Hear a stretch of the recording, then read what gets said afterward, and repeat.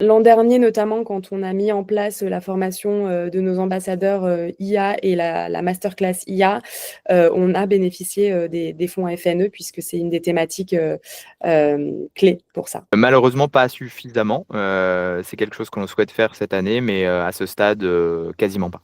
On dépend de plusieurs OPCO, donc on dépend surtout de l'OPCO Mobilité et de l'OPCO Atlas. Donc, je travaille énormément avec les OPCO pour financer effectivement mes formations. Ça a juste un intérêt déjà financier pour optimiser nos budgets de formation, puis proposer évidemment une gamme et une offre beaucoup plus large. Gain versus charge quand il y a des financements. Et on voit si c'est vraiment gagnant pour nous. Quand on se dit charge, c'est charge administrative, tout le temps qu'il faut pour remplir tout ce qu'il en a à remplir. Et quand c'est bon pour nous, on l'utilise. Donc, par exemple, le FNE, on a utilisé pendant 2 ans, le CPF aussi, et cofinancement de CPF. Et il y a eu aussi l'EFT, exercice de la fonction tutorale, qu'on a utilisé.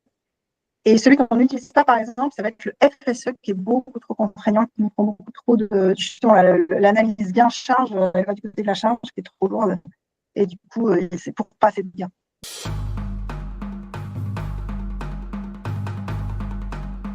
On adresse cette année une formation sur la partie RSE.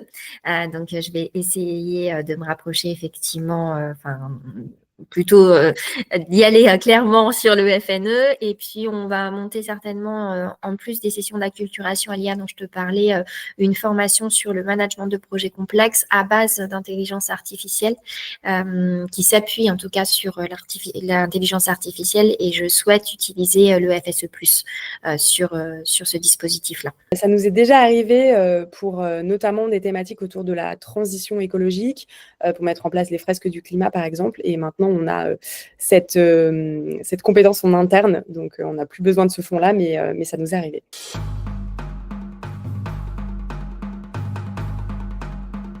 Mais j'aimerais beaucoup qu'on ait la capacité de reconnaître et de financer davantage les soft skills dont on a parlé. Et à mon avis, ça passe notamment par le fait de créer une forme de référentiel national sur les soft skills reconnus par France Compétences et sur lequel nous tous, en charge de la formation, puissent s'appuyer. La deuxième dimension, j'aimerais beaucoup qu'on puisse donner la possibilité d'utiliser son CPS pour se former davantage sur ses soft skills et se faire coacher. Je crois beaucoup au coaching, on en parlera. La troisième dimension, c'est libérer pour moi le potentiel de formation à l'IA en étoffant le catalogue de formation des OPCO. On a une révolution des compétences autour de l'intelligence artificielle et je pense qu'on a besoin de faire sauter les verrous sur ce sujet-là pour créer un Big Bang. J'essaierai de simplifier les démarches administratives, mais ce n'est pas propre qu'à la formation, tu vas me dire. Et puis, surtout, sur les dispositifs de financement, aujourd'hui, ils portent, et je l'entends parfaitement, vraiment sur du réglementaire la plupart du temps. Et du coup, dès que tu veux aller sur quelque chose d'un peu différent, un peu disruptif, un peu autre que la partie réglementaire, tu te retrouves forcément c'est un peu compliqué parce que tu n'as pas beaucoup de fonds de financement ou selon la taille de ton entreprise, tu ne peux pas forcément bénéficier du plan de développement des compétences, en tout cas à hauteur du coût des formations que tu aimerais monter. Donc voilà, c'est d'élargir effectivement les financements possibles à ces formations un peu transverses. On rendrait ça beaucoup plus simple.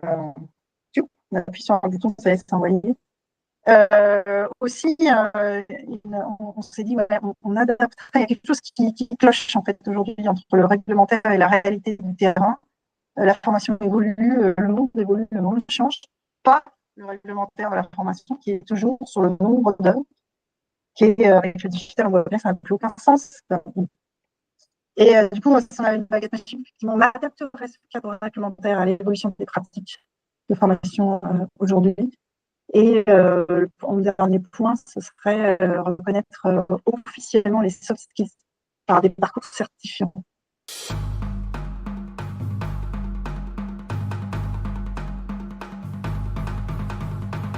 On n'a pas, je crois que j'ai oublié de parler des compétences parce que pour moi, ça va devenir un sujet clé.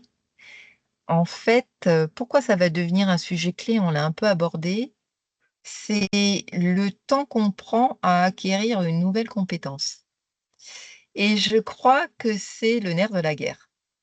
Parce qu'on avait, il y a quelques années, on se disait: «Bon, on va faire un plan, il va mettre 2 ans à monter en compétences et il pourra passer au job suivant». Mais là, on est sorti de ça complètement et je crois qu'il faut qu'on aborde les cartographies de compétences, en mettant, un nouveau critère, c'est le temps d'acquisition de ces compétences. Parce qu'on n'a pas 2 ans, en fait. Donc, je crois qu'il y a tout un sujet, là-dessus, autour du temps d'acquisition de compétences et moi, ça m'intrigue. Comment on va faire? Peut-être en fait le moment un peu de questionnement que j'ai aujourd'hui, c'est comment on va réussir à trouver l'équilibre entre le développement qui est extrêmement important de l'IA, de l'IA générative, et notre responsabilité sur l'empreinte numérique. Voilà. En fait, nous, on sort aussi d'un énorme plan de formation des collaborateurs sur la RSE et sur comment la RSE doit en fait s'intégrer dans chacun de nos métiers. Donc ça, nous, on l'a beaucoup fait dans notre équipe. Et c'est vrai qu'on voit que là, on a des outils assez incroyables à notre disposition, mais on est quand même obligé forcément de se poser la question de l'impact et de l'empreinte en fait carbone de ces outils. Et je dirais qu'aujourd'hui, voilà, la boussole, elle n'est pas très claire. On sait qu'on a ces deux enjeux qui sont aussi importants l'un que l'autre. Et il va falloir trouver le bon chemin avec ces deux impératifs. Et ça, c'est vrai que je pense que c'est le grand challenge, le défi qu'on a tous devant nous. Et pour moi, là, les réponses, elles ne sont pas encore totalement claires. Donc, ça veut dire qu'il va falloir encore qu'on travaille en fait sur ces sujets. Sur un sujet chaud, bouillant d'actualité, c'est surtout autour de l'IA notamment et de l'IA vert et de quelle manière utiliser l'IA de façon responsable. Donc voilà, c'est un sujet sur lequel j'aimerais bien sensibiliser mes collaborateurs prochainement. Personnellement, moi, je crois énormément à la démocratisation du coaching grâce à l'IA. Une des barrières concernant l'accès pour tous au coaching, c'est son coût. Ce que réduit l'intelligence artificielle, même s'il faut évidemment rester mesuré sur le fait qu'un coaching en live avec un coach en présentiel est bien différent de ce qu'une intelligence artificielle pourra apporter. Néanmoins, moi, je vois vraiment l'intelligence artificielle comme un compagnon de route de l'apprenant pour offrir des expériences justement hyper personnalisées, contextualisées et en continu avec cette fameuse part d'immersif qu'on aimerait tous voir. Et c'est exactement ce que le coaching boosté par l'IA peut apporter. Et aujourd'hui, dans nos organisations, on cherche à faire en sorte que l'apprenant puisse apprendre tout au long de son quotidien. Plus il pourra s'appuyer sur un sparring partner de son quotidien, que peut être un coach boosté à l'IA, mieux ce sera. Et puis, on répondra, je pense, à une majorité de leurs enjeux. Ce qui me semble important, c'est que il faut que les collaborateurs entendent que la formation, ce n'est pas quelque chose qui est toujours imposé. Oui, il y a beaucoup de sujets compliance, il y a beaucoup de sujets RGPD, il y a beaucoup de sujets cybersécurité, il y a beaucoup de sujets qu'il faut effectivement acquérir. Mais ça peut prendre, la formation peut prendre aussi d'autres formes. C'est aussi une forme de développement personnel. C'est aussi quelque chose qui doit être plus ludique. Ça doit faire partie, en tout cas, de l'état d'esprit de chaque collaborateur. Et voilà, ouvrir les chakras et convaincre les gens que oui, ça leur prend du temps. Oui, c'est une case dans leur agenda qui ne vont pas faire autre chose pendant cette case-là, mais qu'en tout cas, c'est un vrai intérêt pour leur avenir. Évidemment, l'IA en fait partie, c'est l'innovation dans la formation. C'est s'éclater un peu, quoi. C'est aller voir un peu plus loin, c'est proposer, c'est essayer, c'est tester, éventuellement tomber, mais pour mieux rebondir.